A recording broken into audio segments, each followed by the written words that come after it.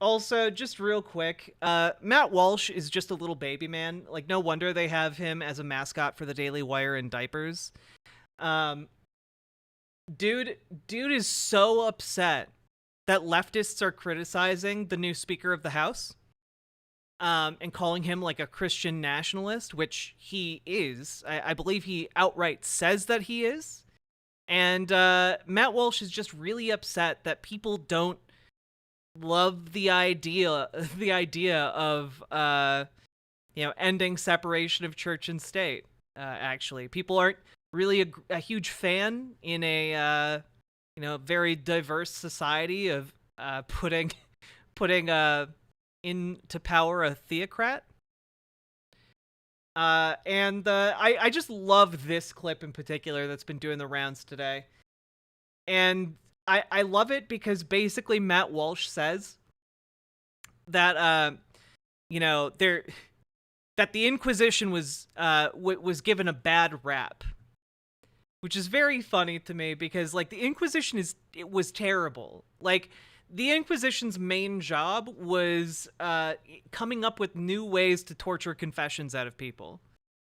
You know, and Matt Walsh thinks that the Inquisition was pretty all right. And people saying that the new Speaker of the House is like comparable to the Inquisition. That's not fair. But also the Inquisition was actually good. Like just listen to this.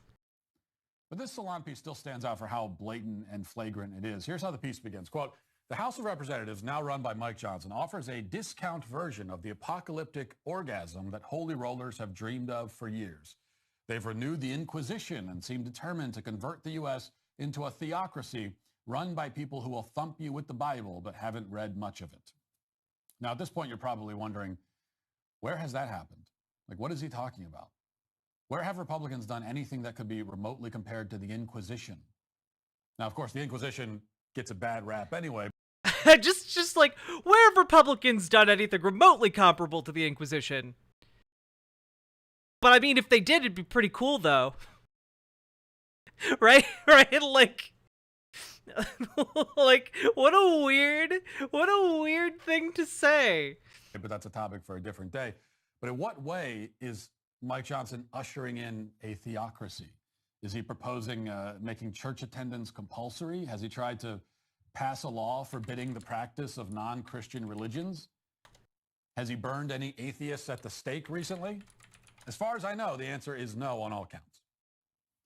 But this Salon piece still stands out for how blatant and flagrant it is. Here's how the piece begins. Quote, the House of Representatives, now run by Mike Johnson, offers a discount version of the... Oh, sorry, it just looped. My bad. But like literally, Mike Johnson defines his politics, right? By his religious affiliation, like his entire idea of political existence and is predicated on this. The New York Times put together a piece on him. For Mike Johnson, religion is at the forefront of politics and policy. Now, what exactly does that mean, right? His colleagues celebrated his candidacy by circulating an image of him on bended knee praying for divine guidance with other lawmakers on the House floor. Or, let's see. In the moments before he was to face a vote on becoming Speaker of the House this week, Representative Mike Johnson posted a photograph on social media of the inscription carved into marble atop the chamber's rostrum, "In God We Trust." In his first speech from the chamber as Speaker, Mr. Johnson cast his ascendance to the position second in line to the presidency in religious terms, saying, "I believe God has ordained and allowed each one of us to be brought here for this specific moment." Yeah. Also, Mike Johnson literally tried to overthrow the government and overturn the 2020 presidential election.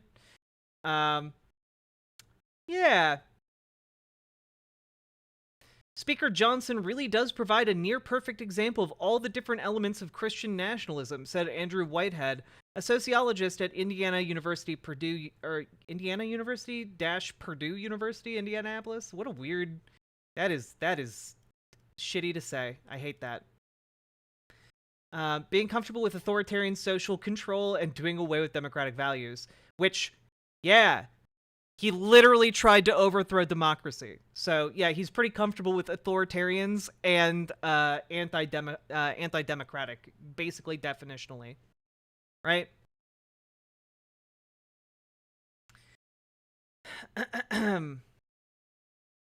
In previous interviews, he said he believes the founders wanted to protect the church from the encroaching state, not the other way around.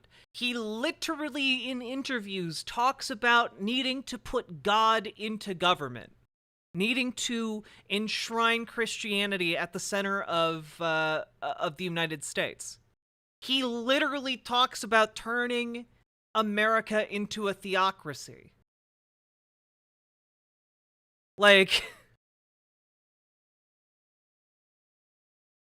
again, Matt Walsh, again, just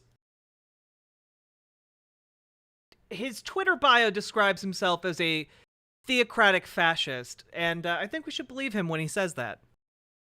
You know, nothing he does or says contradicts that description of him. Yeah, also Mike Johnson, very big into the don't say gay shit, wants to pass a national bill of don't say gay, meaning that it would be effectively illegal for, like, gay teachers to exist.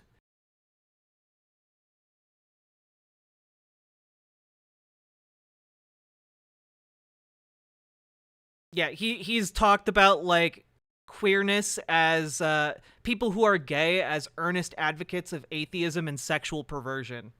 So, you know, like, dude is not shy about what he believes. And Matt Walsh is just sitting over there whistling, being like, da-da-da-da-da, sure, he's saying those things, but I agree with them, so that makes it not Christian nationalist, I guess.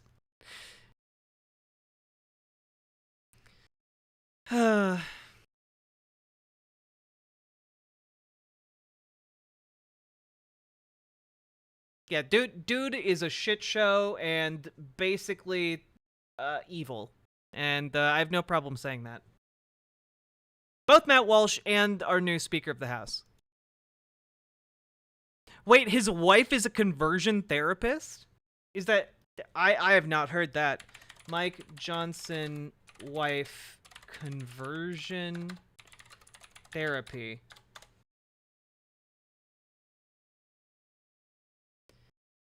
Oh my god.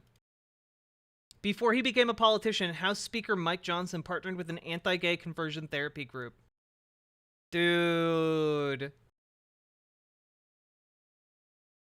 Prior to launching his political career, Johnson, a lawyer, gave legal advice to an organization called Exodus International and partnered with the group to put on an annual anti-gay event aimed at teens. Oh my god, dude. Founded in 1976, Exodus International was a leader in the so-called ex-gay movement, which aimed to make gay individuals straight through conversion therapy programs using religious and counseling methods. By the way, we've had people in my community who have gone through, like, conversion therapy camps, and they'll tell you it's torture. They just torture children into trying to make them not gay. You know?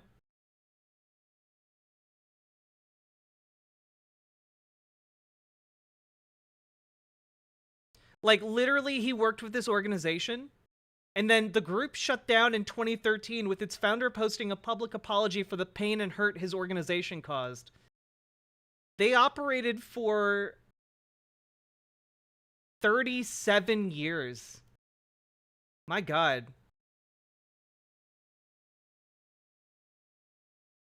He literally worked with them from 2006 to 2010. Yeah.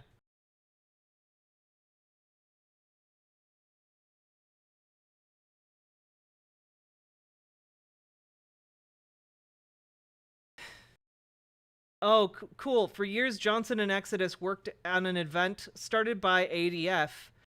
I think ADF is Alliance Defending Freedom.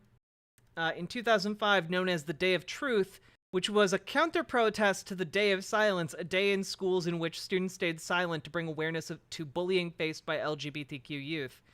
Day of Truth sought to counter that silence by distributing information about what Johnson described as the dangerous gay lifestyle. Yeah, you know what these kids who are protesting being bullied for being gay, or protesting their friends being bullied for being gay, really need? They need to be bullied by the straight kids in their class. What the fuck is wrong with these people, right?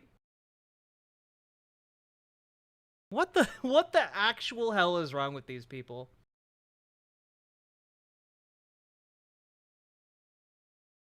Oh, cool. We have a quote from when he went on the radio to advertise one of these events. Are you guys ready for this?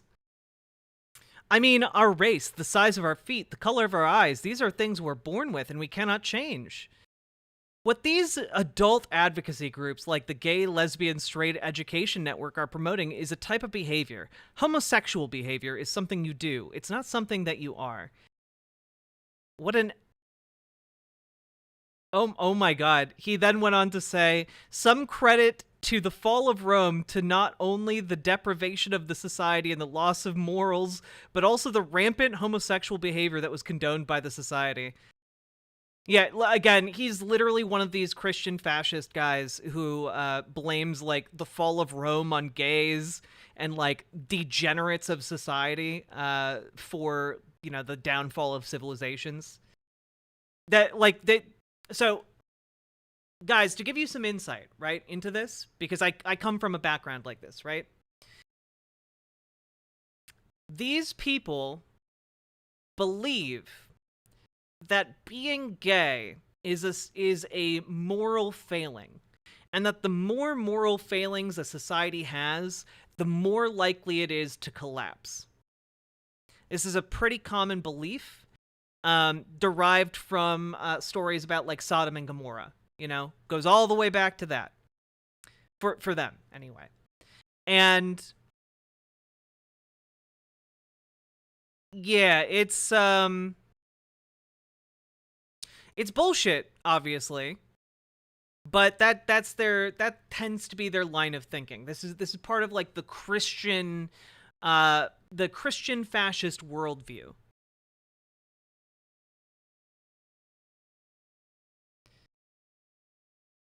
Yeah, they don't believe that being gay is a thing. They believe that being gay is a choice, and that making that choice on a societal level to accept the gays is something that causes the downfall of society, because it is a sign of the moral failing of society. Which, by the way, just need to throw this out there, the Nazis also believed. The Nazis believed this, and sent, like, gay men to be re-educated in programs or on the front line of World War II. Alternatively, they were sent to concentration camps to live with the Pink Triangle, or just be executed. And if you were a lesbian in Nazi society, they would attempt to re-educate you by basically turning you into like a prostitute by force. They would turn you into someone used by the troops or by prisoners in order to turn you straight. Because again, they viewed it as a sickness, a moral degenerate sickness of society. And people like Mike Johnson and Matt Walsh, they carry that proudly. They carry that belief proudly into the modern day. Because again, they are fascists and they hate gays. That's all there really is to it. And of course, by the way, if you confront them directly with this and you're like, hey, do you hate gay people? Every single one of them will say, no, I don't hate gay people. I love gay people. I love the sinner, but I hate the sin. Which is historically something someone says right before they do something absolutely heinous to you. Like, it's really awful. And, like, I gotta be honest with you guys, it's not that long ago where, like, if you went to an event as an openly gay person, gay is a choice, then dare them to be gay for 5 minuets. if you went to an event openly gay, right? You show up with your girlfriend or your boyfriend, right? Um, people like this, people who say, "Oh, hate the sin, not the sinner," would literally pick up rocks and start throwing them at you. Like my partner was literally attacked with stones when she was a kid for doing just that. People showed up with buckets of rocks. They brought their own rocks to throw. Like, that's not that long ago, chat. And it's the direct result of advocacy like what Mike Johnson has done in the past and continues to do.